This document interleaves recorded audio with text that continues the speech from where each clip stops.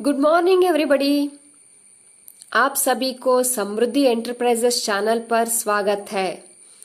आज मैं आल्टोस का एक शानदार प्रोडक्ट लेकर आई हूँ। उसका नाम है अबीहील कॉफ सिरप।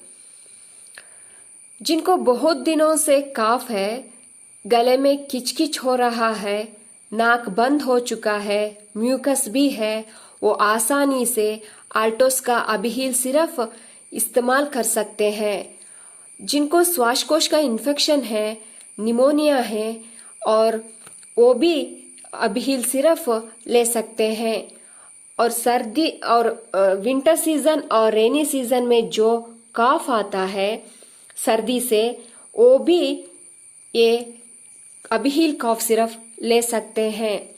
इसमें यष्टमधु, वासक, कंटकारी, काली मिर्च, शुंठी, तुलसी, गिलोय आदि जड़ी बूटियों को सही मात्रा में ऐड किया है और थोड़ा सा हनी भी इसमें है।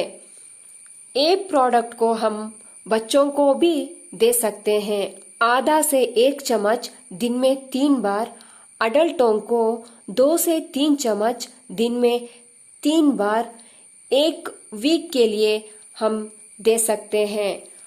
जिनको बहुत काफ है वो ज़रूर आल्टोस का अबीहील सिरप लीजिए और खांसी से दूर रह जाइए।